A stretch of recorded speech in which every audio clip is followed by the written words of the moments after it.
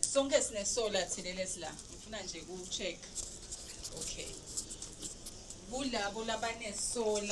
Kulabo labanesola bonke bayadi ukuthi kufuna ekugcineni kwakhona ube nayo imvume lebuya emagesini lesayinwe ngu-MD wakhona niphindze nibe ne-contract bobani labatiko la noma bobani bangaki labana le contract leyo. No, I know PPA say for independent power producers logo for labati producela ku consumer bona. Okay, ngiyabona ukuthi sibancane maybe one or two people. So namuhla sitowuzama kuchaza lokuthi vele na unesola yini le gathakale ukuthi ukuthi nibambisane nebasemagesini endleni kufuna ubambisane nebasemagesini. So kahle na unesola ekugcineni kwakhona administratively kufuna ube ne-permission yokuthi uconnecte le solar yakho elayinini lasemagesini. Uphinze ube ne-connection agreement lethi mine ngiyabekisa ngingugwavuma agricultural company ngiyavumelana nebasemagesini ukuthi isystem yami ngiyayakha ingaka nayi imimbandzela lengdawu hamba ngayo unama terms and conditions lengdawu abamba as ngiyisebenzisa le solar. So kudzingeke ngani ukuthi ibe authorized noma ube nemvume yekuthi uconnecte emagesini. Kuna 3 wetizathu leti noma letimcoka tinde ngiletizathu but kumcoka because le generator iphehla gezi and gezi sihlala basifundzisa bomtukulu bathi umtukulu wabani buka ngisebenza naye but ngikhohliwe. Yes waloma phengipheko bahlale basifundzisa ukuthi gezi uyabulala. So wena nje na unesola la kakho shokuthi sekune risk ukuthi ungagenerate gezi longabulala umuntu noma ulimade imphahla. Kuthi ngeke ukuthi futhi le generator yakho ibe authorized because uba nalo lithuba lekuthi le excess le surplus lo generator ko sesike sacoca ngako before ukuthi na unale excess ungayithengisa emagesini. So it's only nangabe le generator yakho noma le solar yakho i-authorized ngilawuhle ngi-interchange nangisi generator ngisho le solar because sizamathine kusebenzisa linye ligama maningi lama technologies kune solar kune labanye baphehla nge-biomass labanye baphehla ngemanti.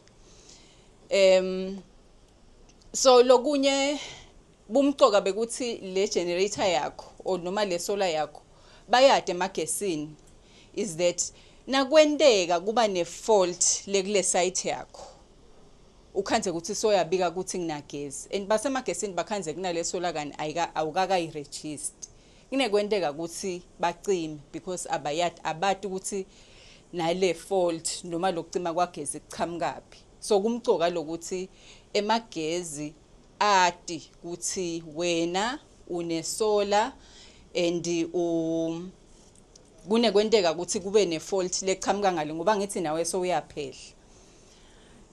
Letinye ke tizathu noma lesikubonile kwenteka ukuthi lalamanye ama systems la unauthorized noma lesingakawavumeli kunako bungoti bekuthi bulimate labasebenta elayinini lasemagesini. Ngidawuchaza kule slide lesilandzelako ukuthi kanjani. Kulamanye ama cases sinawo nje ema case la khona ukhanze ukuthi sashile ama inverter sashile ama solar besingawati thine besingakawa authorize. Ukhanza ukuthi maybe laba installer noma lona lo wayidesigner kabi so ukhanza ukuthi sekuba nemonakalo. I doubt ukuthi insurance iyabhadala ngoba phela le case nje lengikhuluma ngayo le investment yakhe beyi about 600,000. Angisisho ukuthi ku insurance wathini because bekangakathola itonke letimvume lesikhuluma ngato. So kulesinye isikhathi lama systems lama solar lesingakawa authorize kunekwenteka ukuthi lo gezi lo somthola bese akasabi kuleli zinga leli kahle. Uchaze kahle nje isera nakachaza naliya ligwebu. So overall lo gezi ngidawuthini lolote longasi good quality kunekwenteka ukuthi uimpact emamoto akho nalenye impahla yabo makhelwana ngithi ni connect elayinini linye noma ni connect transformer yinye. So kukhona lokho and that's the need ukuthi le solar yakho naso nawusacabanga nje kuyifaka kuyafuna uthole iauthorization from emagazini because ugenerator gezi unako ukuthi one ulimate timphahla takho noma ulimate timphahla takamakhelwane especially emamoto ngoba nje naseliningi leligwebu ngiyabekisa bese lo gezi uba setulu kakhulu asayasha emamoto iyashi insulation nangabe lo gezi asasetulu kakhulu kukhona nje nakulamanye ema sites la sik experience khona but sisakudadisha ukuthi vele nasekamaningi lamasola elayinini linye lo gezi bese uya etulu kakhulu so affecta wonke umuntu lo la elayinini because yes emasola anako buhle bawo aphinze abenako bungoti bawo. So kuchaza ke ukuthi iwa affecta kanjani emagezi. Ngishito kwathi ngidawuhle ngi-interchange ngithi ngikhulume nge-embedded generator ngiphinze ngikhulume ngesolar ngikhuluma ngento yinye. Ngala ngaka left sinemapanela la generator lo gezi ube ne-inverter sale nje sto understand le technology lena kungaba indlu noma kungaba iplant yakho then bese uba nemeter yakho le bidirectional ube nale lipali lemagezi. So njengoba nibona ngiyacabanga ukuthi ngigibele lana noma ngidawusuke ngiwe noma asengizame ngisale ngilingisa umlingani wami.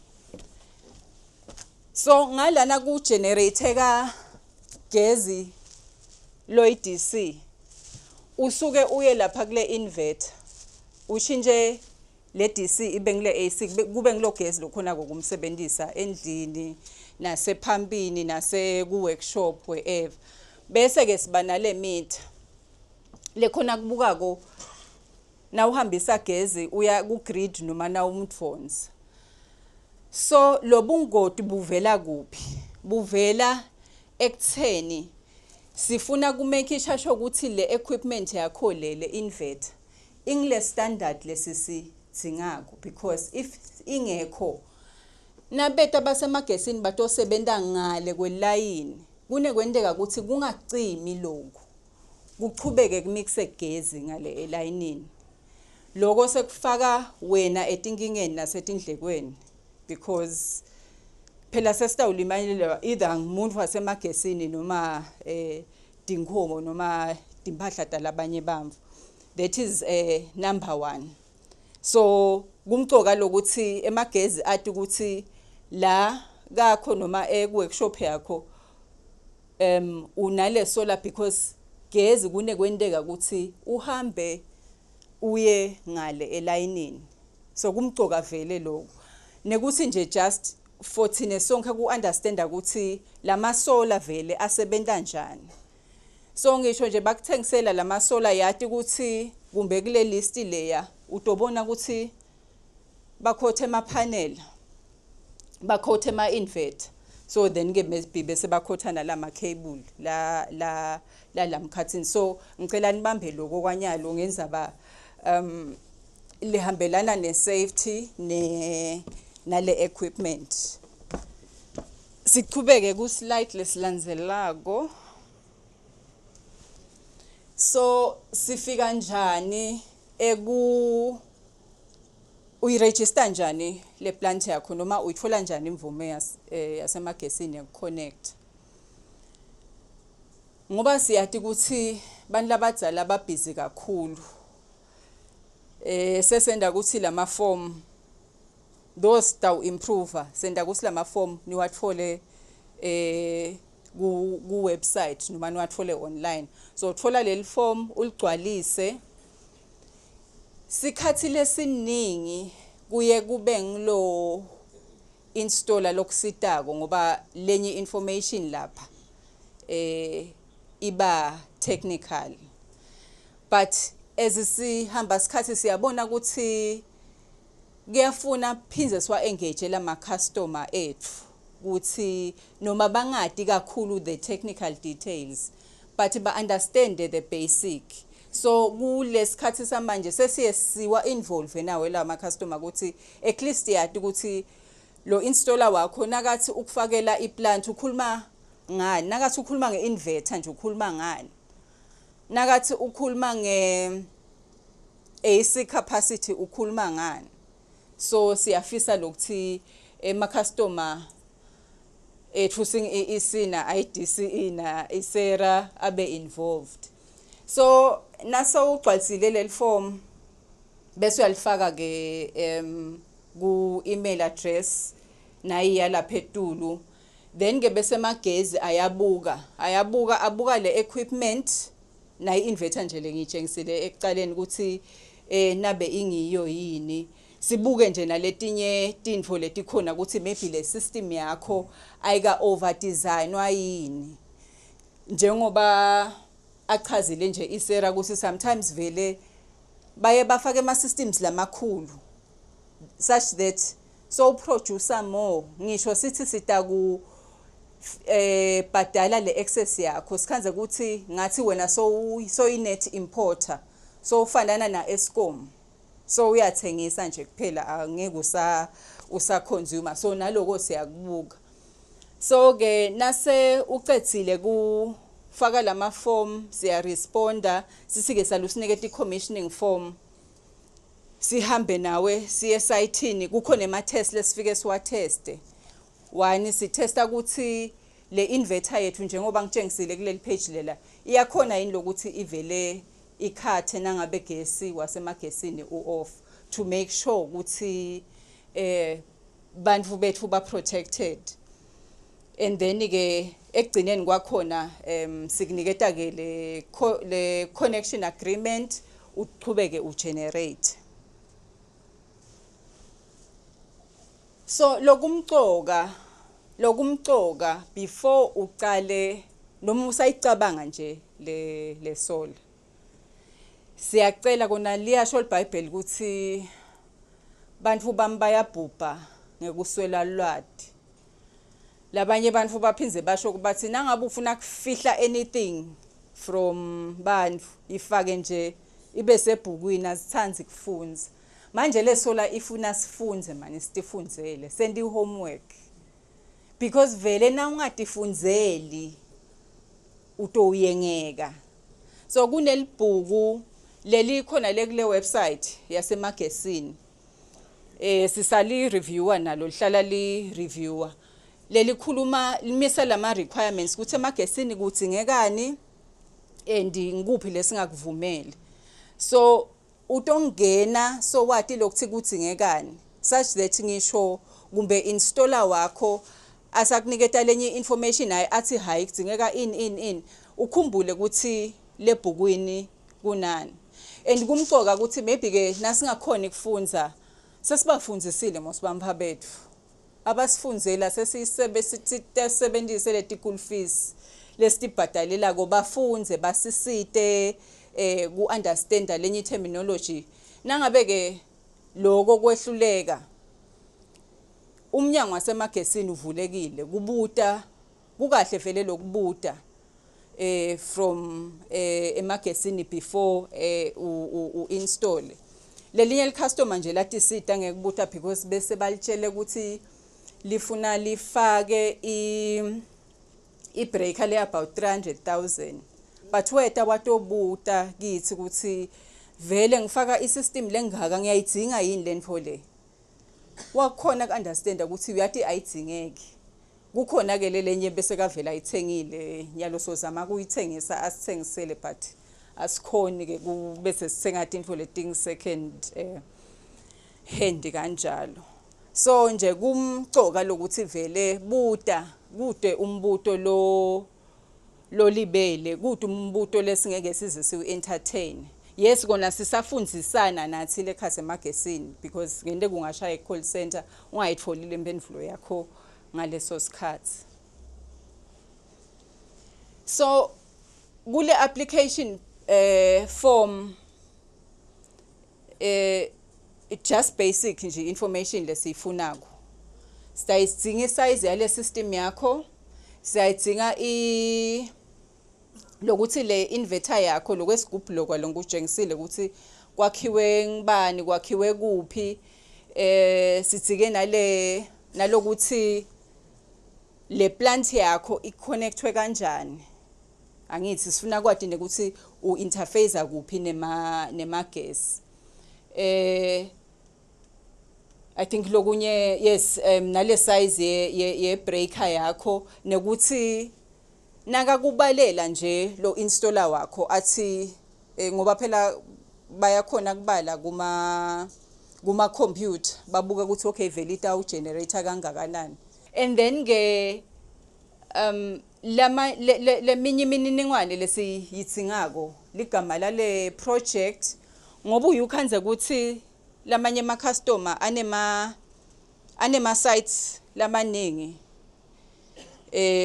maybe enzaweni inye ngibekise nje ngalomunye anganemisha ukuthi kumbe kuse Mbabane East, Mbabane North, Mbabane West akhuluma ngema plants akhe lahlukene so khona lokuhlukanisa.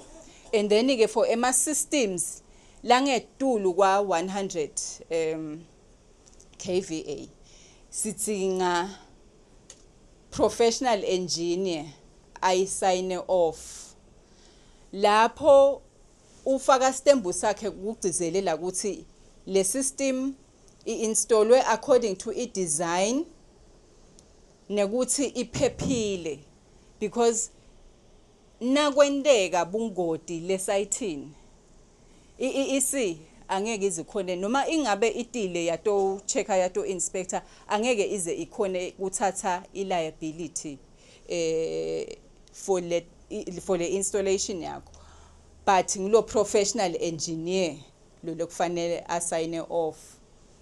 Baneti imali tabo ke kufuna uphinze uyendi homework nangabe nje uplana isystem yakho le above 100 ngoba labanye bese baya complain ukuthi so uthola umomfu umcharge 15,000 bese thina sisadu sister uphendula sini sicabanga ukuthi uyendile homework yakho ngoba bonke labantu ku le value chain baya charge takucharge install takucharge isera takucharge isita ukucharge professional engineer so kukahle lokho uhlale nalama cost lawo umake sure ukuthi uyawabala upfront ungakayiqali le project yakho.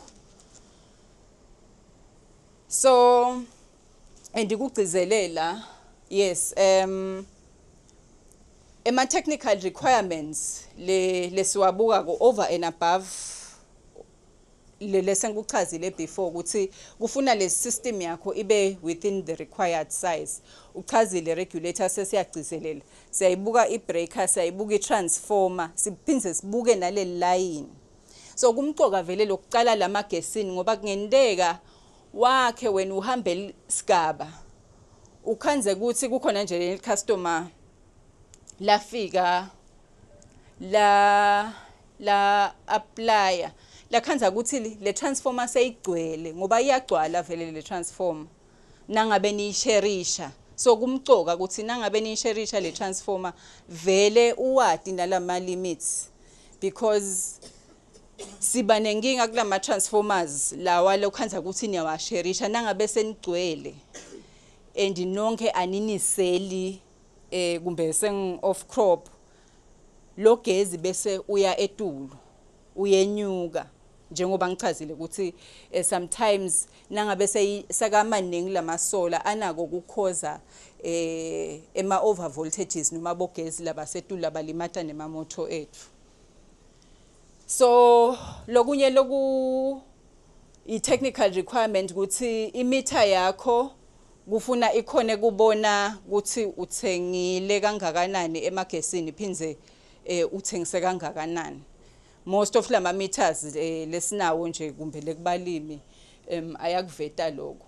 And then ke maybe sekugcizelela ukuthi i-system yakho futhi kufuna ibe noma ingaphasi kwa-100 kufuna isignwe off ngilo accredited solar installer.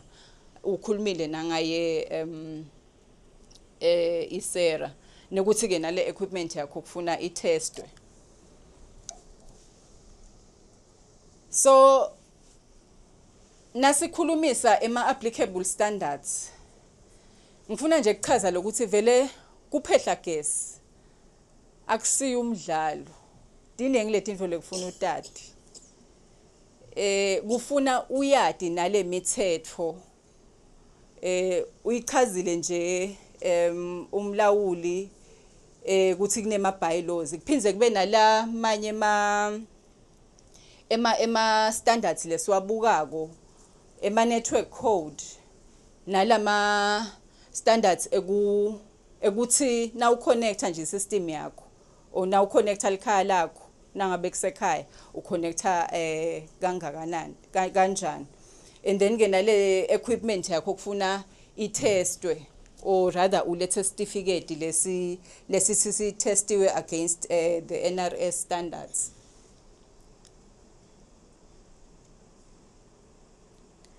So we can move on to questions ke lahle avela sengidawuchubeka ipresentation yami ngemibuto lesivamise kuyithola ema-customers lesihle sijabula kuyiphendvula but phinze sihle sidzinwa kancane ukuthi siyiphendvule. Ngikhuluma liqiniso lamanye ama-customer bese atokhalela i-EC ukuthi isola yakhe ayimsebenteli angwadi lawo angakanani se inangi yaka billing nje i-team yaka billing seyivamise nje kusebenta lokho ukuthi nayi ibill yakhe isola yakhe ayisebenzi manje asikhoni thina siba semagesini ukuthi siku advise ukuthi ungendani ukuthi ikusebentele because sicabanga ukuthi na wenda le investment decision wathatha isikhathi waba informed. So kulukhuni and kulukhuni because lamanye ama customer nje athi thina sibase emagesini asifuni ukuthi ba connecte laba akusini ngilabanye nje labangekho la ukuthi basemagesini abafuni. So bese siyasaba naloku noma sibona lokuthi uyati wadlala ngawe installer la asikhona lokukutshela because vele so watitshela nje ukuthi in fact angithi labanye babatshela ukuthi utawuphuma emagesini utawukhwesha emagesini bese asakhoni nathi ukukutshela and ngikhuluma liqiniso ukuthi nathi ukuthi bese siyasaba nalokuntshela ngisho sibuka lama documents enu sibona ukuthi uyati badlale ngayekela noma siye site wathi wayibuka nale design nangale ndlela lekabeke ngayo nje khona lomnye lesambona ambekele emapanela ubona ukuthi emapanela angeke ayiproduce lendvo lekamthembise yona asikhoni kuntshela. So kulukhuni kukahle ngesikhathi usengakaqali nakhona as utekithi ngekufuna lwadi ngekuthi sibambisane but kukhona lamanye ama customer vele labanale attitude ukuthi vele sengifuna ukuphuma emagesini bese uphinzwe yabuya uyasitshela ukuthi sicela simbonise i-system yakhe ayisebenzi asikhoni ngoba bese siba conflicted. So leminye imibuto ukuthi le process le ngikhulume ngayo ukuthi ithatha isikhathi esingakanani yini ngathi ithatha isikhathi eside yini ngathi complicated vele ithatha isikhathi asifuni kungasho ithatha isikhathi because kuningi lele kufuna sikubuke kufuna sibuke le application yakho sifuna sibuke le site ngifuna sibuke nale diagram yakho nekuthi nje vele le information lena lela iphelele yini because labanye bo installer ngithi maybe labanye bo installer baye ba submit nje information ingakaphelele kubeke nale back and forth so bese kuyayi vonsa leyo process leyo so lenye lomnye umbuto ukuthi ikhona yini limit to isize of embedded generator uchazile isera logo vele akhona ema limits sibuka ibreaker yakho sibuka itransformer yakho sibuke ne line akhona ema limits angeke nje ufake thela wayeka lomnye umbuto uthi isiba semagesini bayabhadala yini for le excess energy yes sesikusebentile na regulator kufanele kucala nje 1 May sekukhona lesikulungisako in terms of le billing because kukhona la sa tightenisha khona ema screws but vele from mhla ka1 in fact nje nyalo siyawakhuthata nema customer lanayo le solar kuthi akete a register sitobona nalokuthi ba feedback kangakanani batobhadaleka labathinga kubhadaleka khona siyakhuthata lokho asilwi nema customer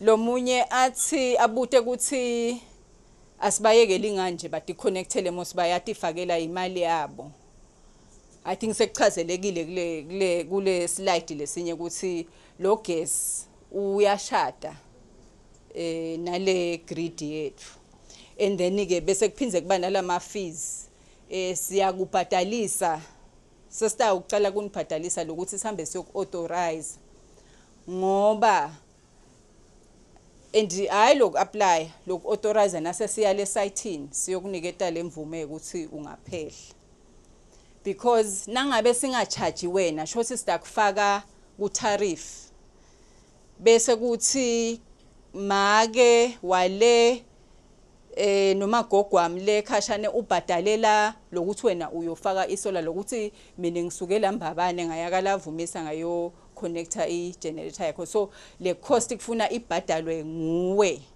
wena lo locelele solar ukuthi icela nito ngiconnect so ngicela nje ukuthi naloko sikwemukele ngetinhlitiyo letinhle okay lana ke sengi addressa ema misconceptions kuja yini ema misconceptions ngeSiswati imicabango lengasiyo nga EEC nemasola labanye baye bathi EEC akaba support ema embedded generators siyawa support nyalo nje sesicela lo gas esitocela lo gas lotaba access lentam feedback siyaticelela siyanisupport kuyindlela kunitshengisa ukuthi siyanisupport nanemibuto siyanisupport angeke sinivalele ngephandle and then leminye imicabango lengasiyo ukuthi lama systems la ngaphasi kwa 100 kVA la ngathingi isera licensing akadzingi ukuthi emagesini sithatha konke thina kufuna sati konke lokuconnectwe ku network yemagesi and ke labanye bathi ngilokuthi sesifuna kufaka iTax akusiliciniso lokho kwanyalo ngile once off fee lo ibhadalako nase siyoku authorize le site emva kwaloko ngithi lesibhadala wena na une access kahle kahle na ukubuka kahle labanye baye bafike nabo project developer babo bathi bafuna ku designer le system because bafuna kwenta i business case ngale export. Asikhoni ukukuthembisa lokho ukuthi it will make it viable because lo munye umuntu maybe uyambona 50 cent well unit ukuthi usetulo lo munye uthi mncane. So asikhoni ukukuthembisa lokho. Siyasho nje ukuthi si kubhadala le excess or rather le tariff lena lesithe siyayibala nemlawuli sakhanza ukuthi ngiyo le avoided cost. So it's not necessarily to make a business case ye solar yakho viable. Say cherry nje on top. Sengivala lokumcoka noma kungathiwa nje kude lokuvile namuhla noma kumbe uthathathe sithongwane lesicela ukuthi siyacela niwafunze lama documents lawa lesiwafaka ku website siyacela ukuthi at least ditfolele lo lwadi ungakayiqali le project yakho uthi amagezi avuma lokhu noma akakuvume. And then kulabo lesebakhile la sebavele sebakhile but bangakayitholi le permission siyacela ukuthi utivete ubuye sikhulume sitawulungisa ukuthi uthole kahle le connection le permission to install or rather to generate. And then ke labo labasaplana ke sicela ukuthi ezukusakuplan wafake lama form kude le stack charger kona stakutshela nje thina ukuthi lo lokupropose ko ku possible noma akusiko. And then ke kulaba laba sato wakha because sesibonile kanengi kumbe umuntu bathi then bakuthengisele engine ye truck kani uhamba ngeCorolla basho njalo mos. Siyacela ukuthi lo installer lo msebenzisa ngoba most of the time vele kuba nguye middleman ngoba maybe dinfule technical. Cela uwacheck ema qualifications akhe yinkulu le investment lo yendako. Cela ucheck experience yakhe. Cela ucheck na le company history. Because umuntu lo proud ngemsebenzi wakhe angakuvumela ukuthi awucheck ema references kabani awucheck ema references kubani. So make sure ukuthi uyayenda le homework yakho ngekuthi umcheck lo installer ngoba kwananathi siba semagesini kuzivisa abhlungu nasesibona lama plants asafeyila because of poor advice. Kuzivisa abhlungu because not only ku affecta isingo bomuntu angeke asakhona ukubhadala ibill yakhe but akasakhona ukuservice lesikwenede umnotho waseveni so uyawa lomnye nje babe bekacabanga ukuthi nasesicommissiona le plant kutobe sekuyalunga only ukuthi simtshele ukuthi uyathi thine besto checka ukuthi ku compliant yini but kule bill ngeke succeed seva ukuthi insambama wa admit wesibedlela because bekayithola ngaleso sikhathi le information. So kumcoka lokuthi uyithole le lwadi ungetobhubha. And then ke umtholo umuntu also lo independent lo takusayinela le plant because now fune lona loku designele naloku installelako vele utayisayina off le plant yakhe angithi but now uthola umuntu lo independent lo titfolele into akutshela ukuthi uyathi bandlale ngawe la angithi utabusanga kambhadali install. So kumcoka lokuthi itfolela independent of lo installer wakho because uto checka and ngivamse kunaka nje even nabo mechanic nabe ngithethe imoto ngiyimixe ku mechanic A nase ngiyimixa ku mechanic B utangitshela konke lo lokurongile kakwendile lo. So kumcoka nakule solar yakho ukuthi at least thola umuntu lo independent utakusita akutshela maybe ke loku seku for information lokuthi isina isera siya understand ukuthi vele yinze le process yaloku license nalokuthola le approval emagesini siyazama ku streamliner uyicherishile I process flow isera nekuthi ke sesinawo lama feed-in tariffs but only for compliance systems nekugcizelela ke ukuthi iEC